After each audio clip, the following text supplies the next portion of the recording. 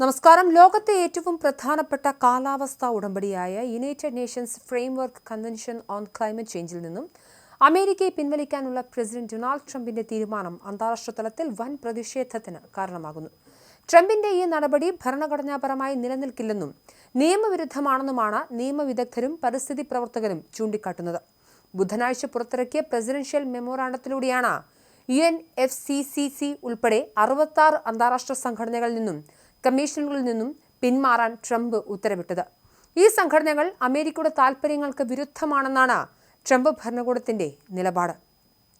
ട്രംപിന്റെ നീക്കം കോടതിയിൽ ചോദ്യം ചെയ്യപ്പെടുമെന്ന് ഉറപ്പായിരിക്കുകയാണ്. 1992 സെനറ്റിന്റെ അംഗീകാരത്തോടെയാണ് അമേരിക്ക ഈ കരാറിൽ പങ്കാളിയായത്.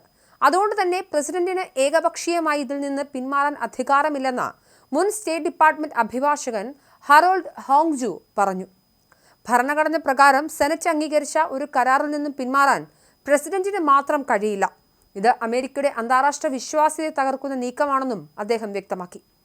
പാരീസ് കാലാവസ്ഥാ കരാറിൽ നിന്നും ട്രംപ് നേരത്തെ പിന്മാറിയിരുന്നെങ്കിലും UNFCCCയിൽ നിന്നുള്ള പിന്മാറ്റം അതിലും ഗുരുതരമാണ്. കാരണം ലോകത്തെ എല്ലാ രാജ്യങ്ങളും അംഗങ്ങളായ ഒരേ ഒരു കാലാവസ്ഥാ ഉടമ്പടിയാണിത്. സെനറ്റ് അംഗീകാരമില്ലാത്ത പാരീസ് കരാറിൽ നിന്നും പിന്മാറുന്നതുപോലെ എളുപ്പമല്ല ഈ സംഘടനയിൽ നിന്നുള്ള വിടവാങ്ങലെന്നും വിദഗ്ധർ ചൂണ്ടിക്കാട്ടുന്നു. ഐക്യരാഷ്ട്രസഭയുടെ കാലാവസ്ഥാ മേധാവി സൈമൺ സ്റ്റീൽ ട്രംപിന്റെ തീരുമാനത്തെ അമേരിക്കയുടെ സ്വയം ഗോളടിക്കൽ എന്നാണ് വിശേഷിപ്പിച്ചത്.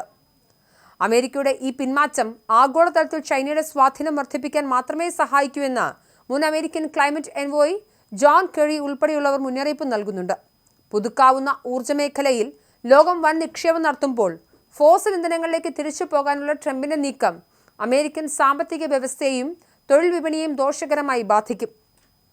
ക്ലീൻ എനർജി സാങ്കേതിക വിദ്യയിൽ ചൈന ആധിപത്യം ഉറപ്പിക്കുമ്പോൾ അമേരിക്ക സ്വയം പിൻവാങ്ങുന്നത് വൻ സാമ്പത്തിക നഷ്ടമുണ്ടാക്കുമെന്ന വിലയിരുത്തലുമുണ്ട്. കാലാവസ്ഥാ വ്യതിയാനത്തിന്റെ ഭീകരത വിളിച്ചോതിയ ലോസ് ആഞ്ചലസ് കാട്ടുതീയുടെ 1ാം വാർഷികത്തിലാണ് ട്രംപ് ഇത്തരമൊരു പ്രഖ്യാപനം നടത്തിയതെന്നത് പ്രതിഷേധത്തിന്റെ ആക്കം കൂട്ടുന്നുണ്ട്. കാലാവസ്ഥാ വ്യതിയാനം ഒരു തട്ടിപ്പാണെന്ന് നിരന്തരം ആവർത്തിക്കുന്ന ട്രംപ് ശാസ്ത്രീയ വസ്തുതകളെ അവഗണിക്കുകയാണെന്നും പരിസ്ഥിതി സംഘടനകൾ കുറ്റപ്പെടുത്തുന്നു. അമേരിക്കയിലെ ഇൻഷുറൻസ് കമ്പനികൾ പല സംസ്ഥാനങ്ങളിൽ നിന്നും പിന്മാറിക്കൊണ്ടിരിക്കുകയാണ്. പ്രകൃതിക്ഷോഭങ്ങൾ വർദ്ധിക്കുന്നത് അമേരിക്കൻ വീടുകളെയും ബിസിനസ്സുകളുടെയും സുരക്ഷയെ ബാധിക്കുന്നുമുണ്ട്. ഇത്തരം സാഹചര്യത്തിൽ ആഗോള സഹകരണത്തിൽ നിന്നും പിന്മാറുന്നത് അമേരിക്കയെ കൂടുതൽ അപകടത്തിലാക്കും. വെനസ്വേലയിലെ രാഷ്ട്രീയ അസ്ഥിരതയ്ക്കിടയിൽ അവിടുത്തെ എണ്ണ നിക്ഷേപം അമേരിക്കയുടെ നിയന്ത്രണത്തിലാക്കാനുള്ള ട്രംപിന്റെ താൽപര്യവും ഈ കാലാവസ്ഥാ വിരുദ്ധ നീക്കത്തിന് പിന്നിലുണ്ടെന്ന ആരോപണം ശക്തമാണ്. കാലാവസ്ഥാ സംരക്ഷണമല്ല, മറിച്ച് ഫോസിൽ ഇന്ധന ലോബികളുടെ താൽപര്യങ്ങളാണ് ട്രംപ് സംരക്ഷിക്കുന്നതെന്ന് സെന്റർ ഫോർ ബയോളജിക്കൽ ഡൈവേഴ്സിറ്റി പോലുള്ള സംഘടനകളും ആരോപിക്കുന്നുണ്ട്. UNFCCCയുടെ ചട്ടങ്ങൾ പ്രകാരം ഒരു രാജ്യം പിന്മാറ്റ അറിയിപ്പ് നൽകിയാൽ അത് പ്രാബല്യത്തിൽ വരാൻ 1 വർഷത്തെ സമയമെടുക്കും. ഇതിനിടയിൽ നിയമ പോരാട്ടങ്ങളുടെ നീക്കത്തെ തടയാൻ കഴിയുമെന്നാണ് ഡെമോക്രാറ്റുകളുടെയും പരിസ്ഥിതി പ്രവർത്തകരുടെയും പ്രതീക്ഷ.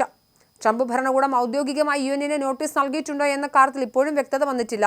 ഈ പിന്മാറ്റം ആഗോള കാലാവസ്ഥാ ചർച്ചകളിൽ അമേരിക്കയുടെ സ്വാധീനം പൂർണ്ണമായും ഇല്ലാതാക്കും. വാർഷിക കോപ്പ് ഉച്ചകോടികളിൽ വോട്ട് ചെയ്യാനോ തീരുമാനങ്ങളെ സ്വാധീനിക്കാനോ ഇനി അമേരിക്കയ്ക്ക് സാധിക്കില്ല.